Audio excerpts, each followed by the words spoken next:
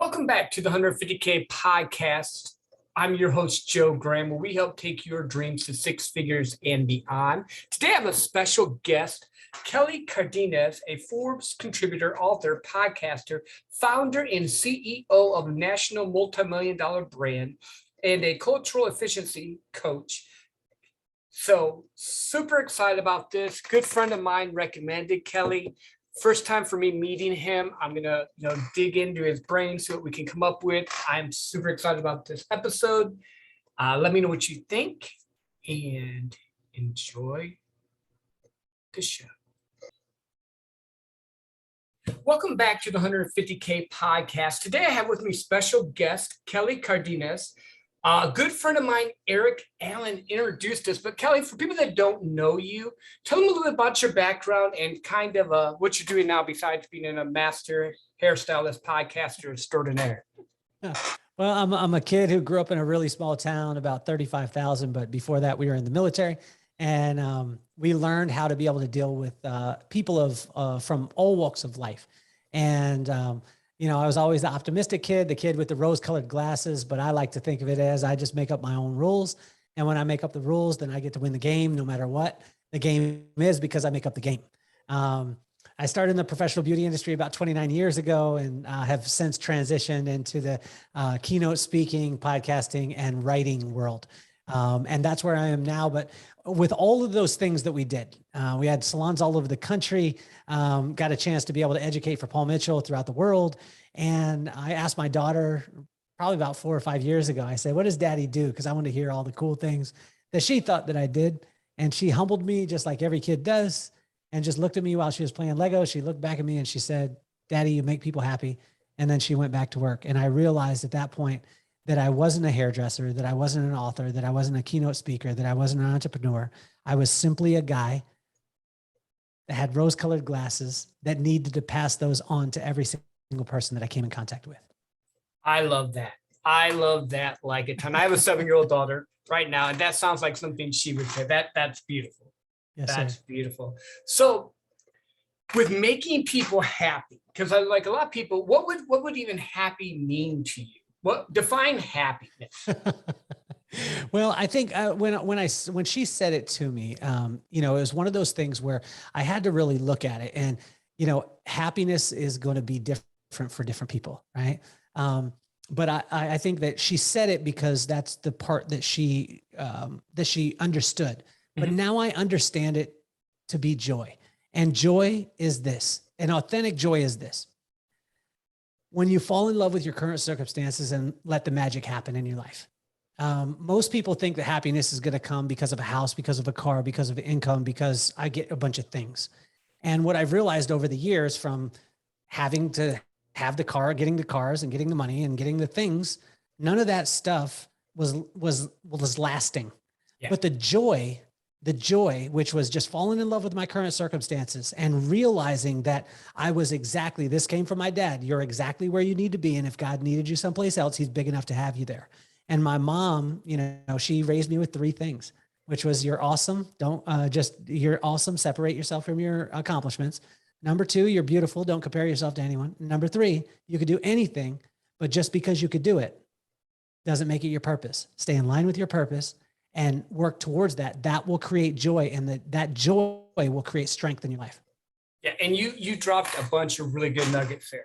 The first one I want to kind of highlight in on is you talked about being the stuff doesn't really matter. Because I'm with you. Like once you get to a certain level, you've gone on the trips, you've done the stuff, you bought the toys.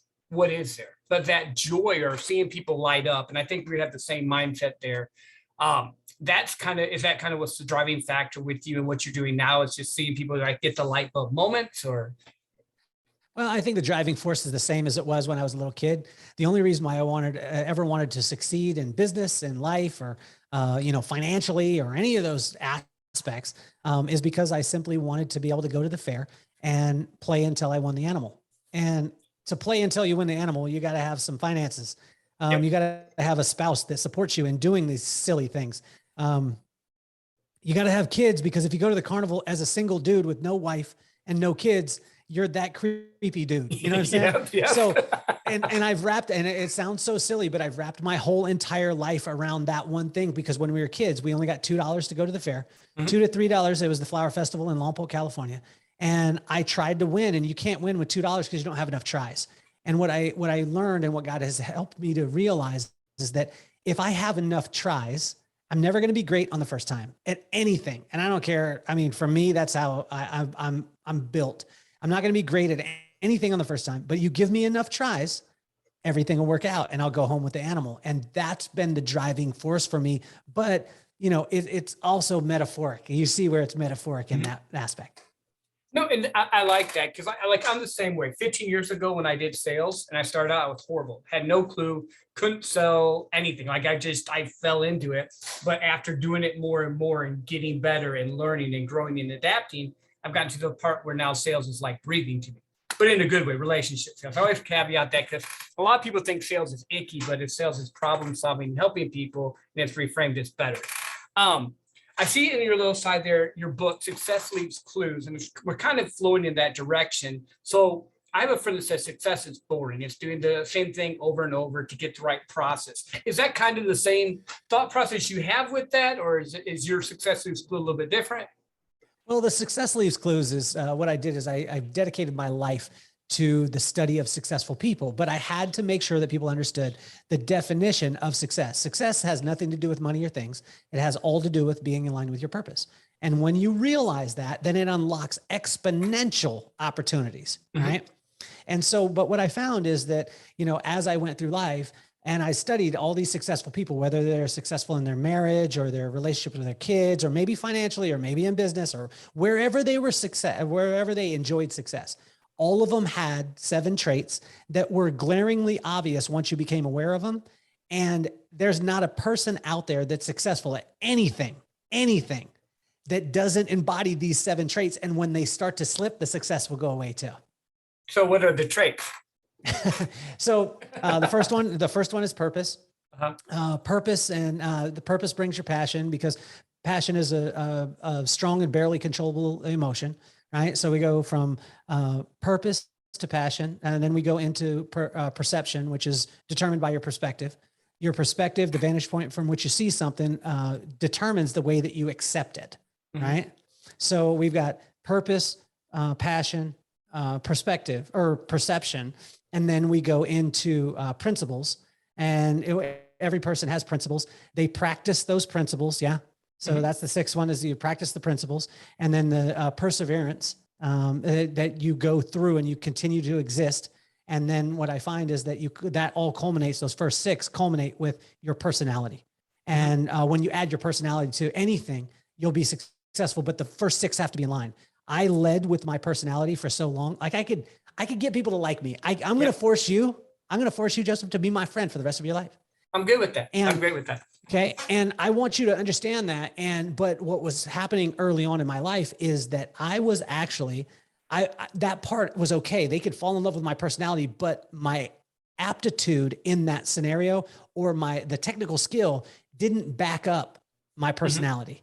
And so what I found is when I put the 6 in play and then I brought my personality, then it was game over. There was no one that could compete in that realm. And so, you know, it's actually an audio book.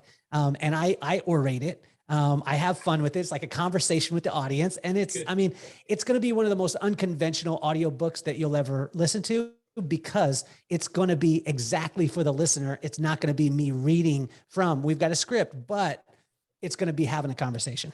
No, that's good. I like that. And I think this is something that I've run into, because like for my show, a lot of people are either sales professionals or first-time entrepreneurs. They're trying to break that first 100K barrier.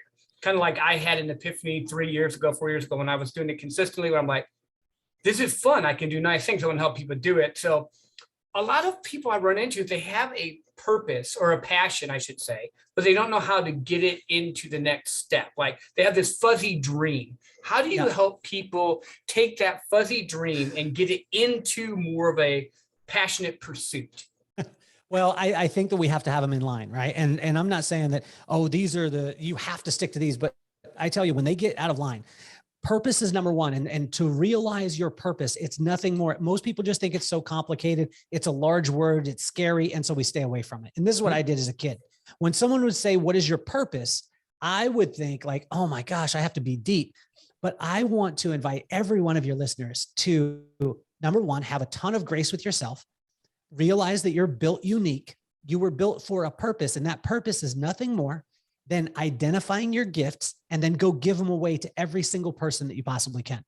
And what will happen through that is magic will start to happen around you. When that magic happens, see, most people say, I've got a passion for X. Your passion has to be in line with your purpose. Otherwise, it's going to fizzle out. Yep. But when you identify your gifts, and one of my gifts is to figure out what other people are good at. And you're really good at this. Like your podcast, like you're phenomenal at asking questions to be able to draw out the best in people. So my skill is to find out what people are really good at. And you know what I do? I let them do? I let them do exactly that. And I figure there's probably 2 other things that I'm good at, but I haven't figured them out yet. And so that gift I keep giving away to every single person. And then what starts to happen is opportunity starts to come. And when that opportunity starts to come, I have no lack of energy because the passion that's in line with my purpose keeps me fueled and keeps that fire burning.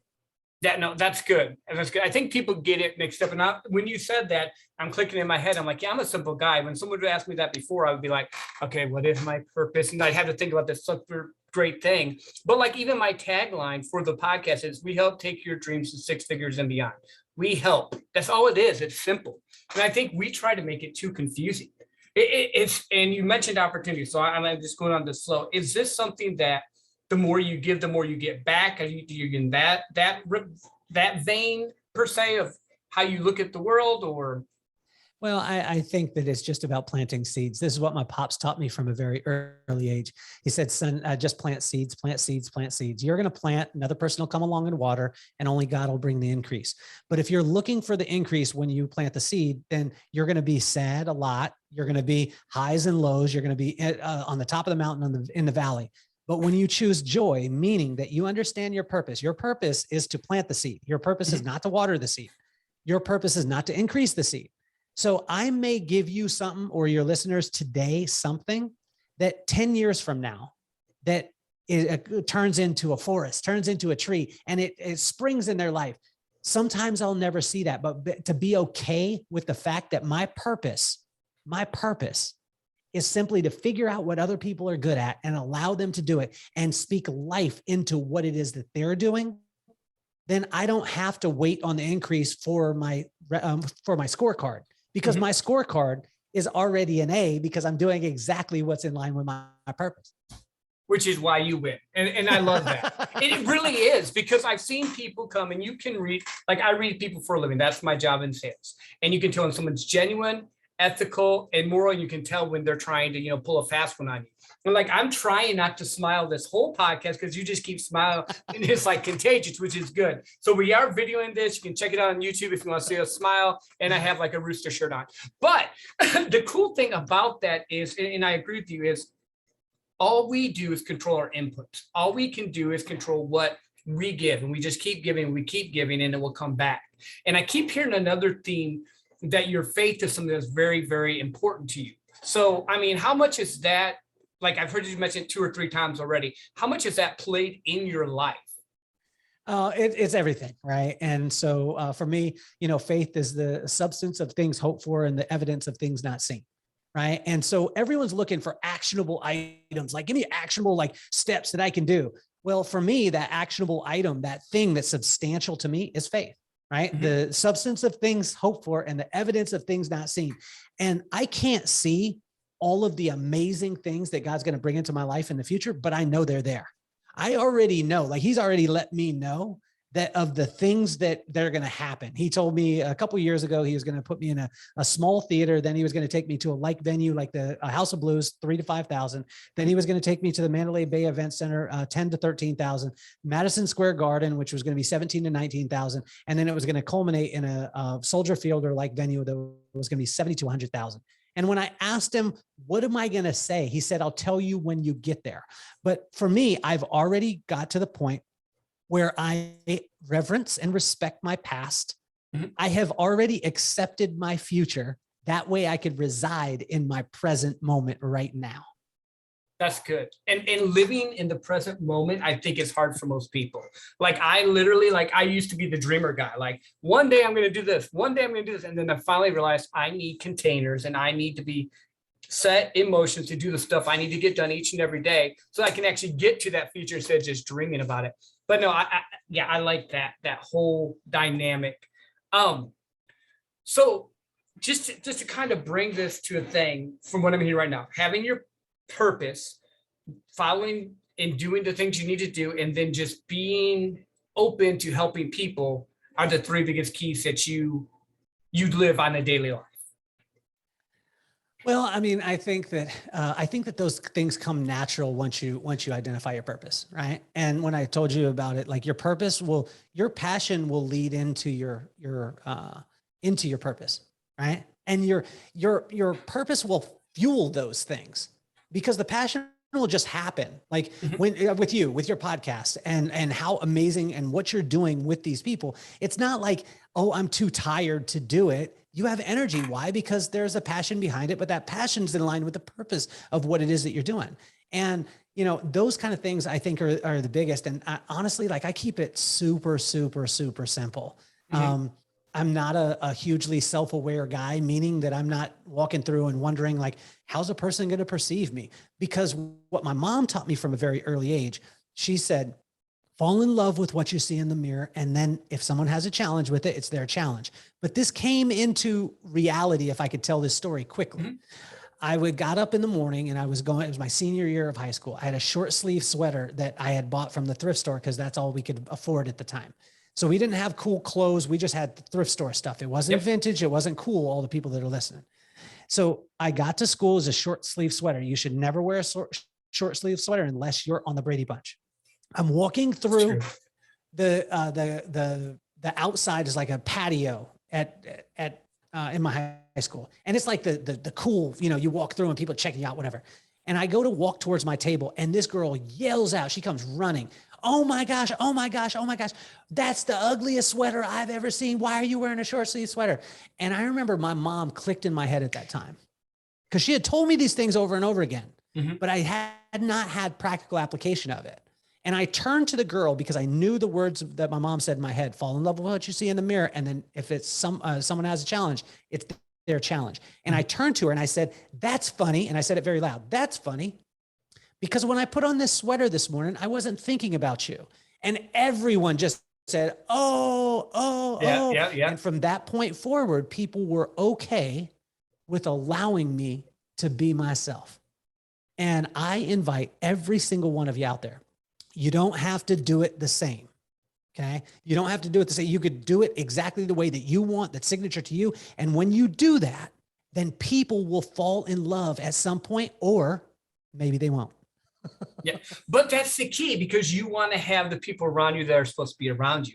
I mean, it took me years to get to that because when I was younger, I was like trying to please this person and trying to please that person until I finally got to the point of like, yeah, no, it doesn't matter anymore. Either they're going to like me or they're not going to like me. And if they don't, great, then I'm not wasting time with them, No, that's good. I like that a lot. So you're a public speaker, you're an author, you have your podcast. Do you like more intimate settings or do you like bigger events? What do you prefer? I love both. I know it sounds cliche that way, but I really, really enjoy both. And people are like, what is your thing? Well, for me, my thing is people. And they asked me about, so you were a hairdresser for 29 years. Is that what you speak on? It's like, no, I learned this from my mentor very early on because I got mad because I had to do some hair on a model.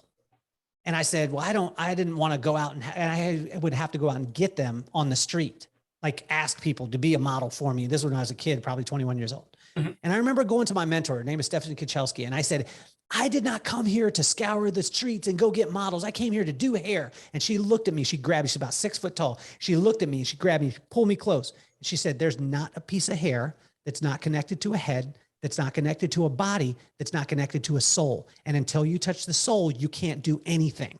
And I was like, oh, wow. And I realized that hair was just a conduit for me to Mhm. get to people. So when people ask me, like, what's your thing? What's the thing that it's people? If there's one person, I've played just for 29 years to an audience of one in the chair, but Mhm. I've also spoken to 5,000. And I tell you, both, is amazing, is incredible. I love it. And I want to be thankful and grateful for every single stage or little tiny stage or little step, or even just a flat room that I get a chance to be in, because honestly, it's where my heart is and what I want to do for the rest of my life.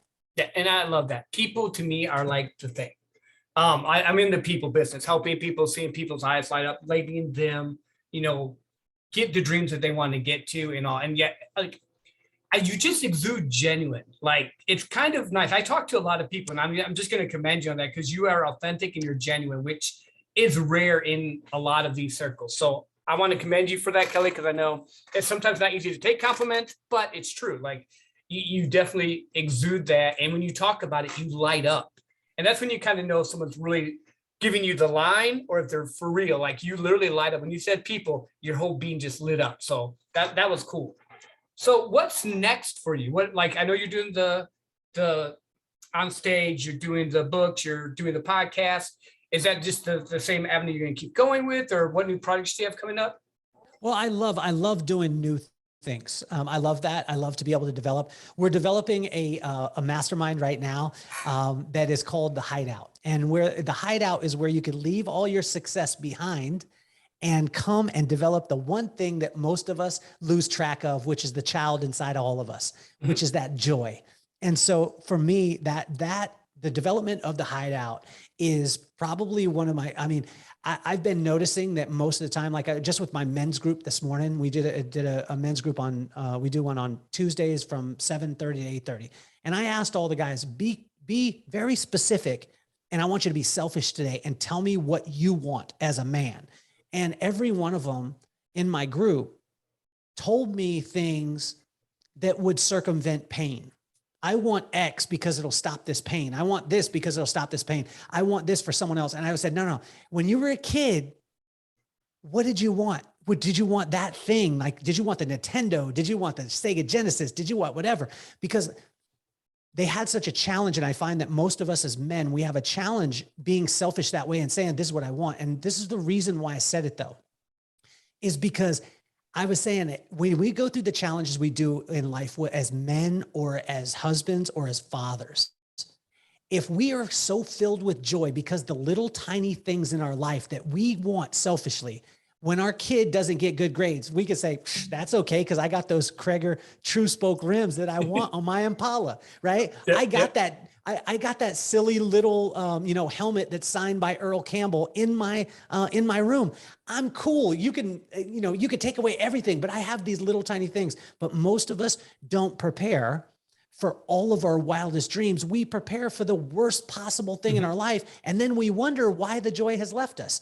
I want to bring joy back to people, and that's why the Hideout for me is going to be so much fun. You're going to have high-level entrepreneurs, high-level CEOs, high-level people that are doing amazing things. And you know what they're going to have to do? They're going to have to set all their success to the side because it doesn't matter in the end. Mhm. And let's get in touch with that little kid that just brings joy. And what'll happen is you'll go back a better man, a better father, and a better husband. Because if your wife experiences you with joy in your heart, I'm telling you that your marriage will be on fire. And this is the last thing I'll say about it is this is an insurance policy for 50% of your net worth and 30% of your income in perpetuity.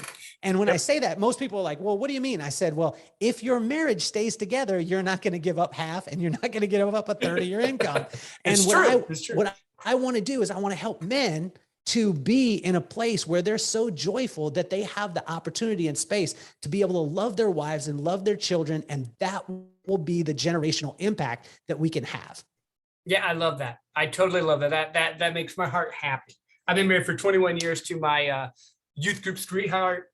Yeah, I told her she ever wanted to get rid of me. She just has to take me out because I'm not doing this over again. But that's just my little joke with her. But we're good. We've been married 21 years.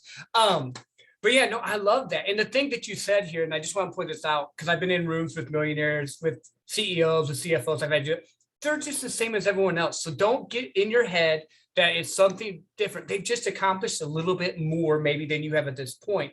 But like you said, when they're in that equal playing room, that's going to make it great for them too. And I'm giving you a plug because I know someone listens to this, because they won't have the pressure of, well, I'm the CEO, I have to act this way, or I'm the multimillionaire, I have to act this way. It's just like men doing things together, connecting. That's what we've done for thousands of years.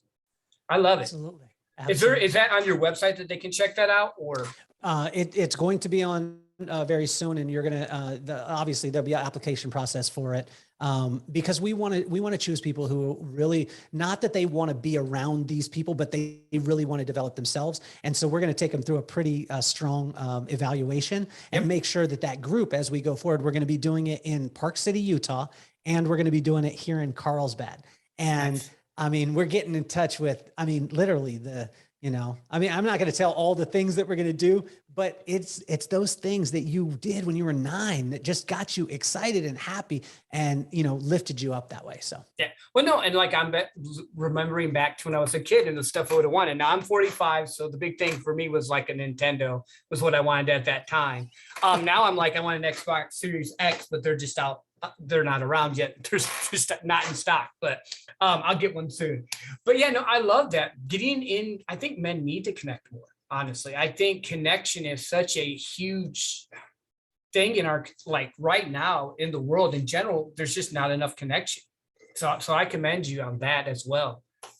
What other words of wisdom, thoughts you want to share with our listeners? For your listeners, the 150,000, let me get this straight. You want to help people to be able to get to $150,000 in revenue.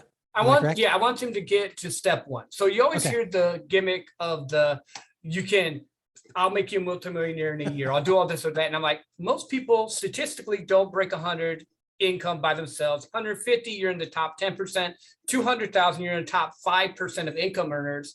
So let's get you here first. So yeah, that's kind of the theme of the show. It's incredible because I want to encourage all your listeners that, we did it in the professional beauty industry.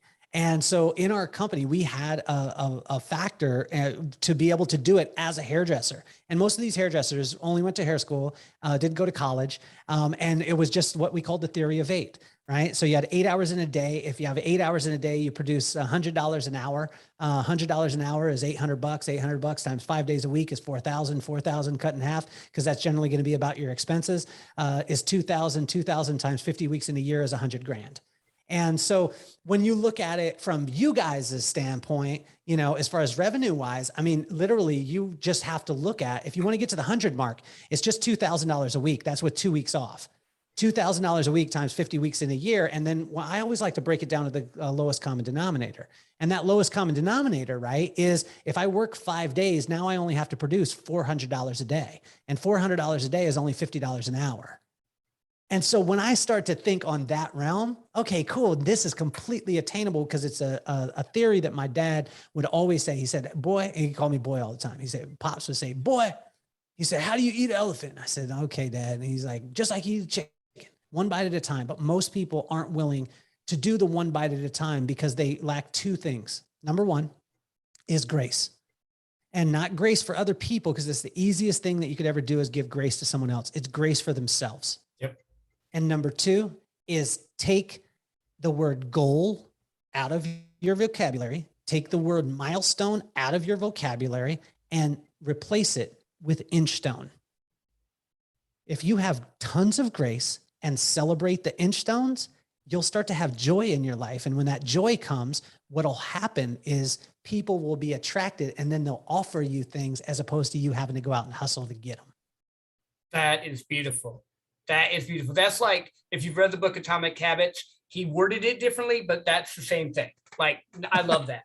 I love that whole process. That's actually what I teach. Like, success is boring, doing the little steps, knowing your numbers, breaking it down into little increments, and then celebrating the win. So I love that.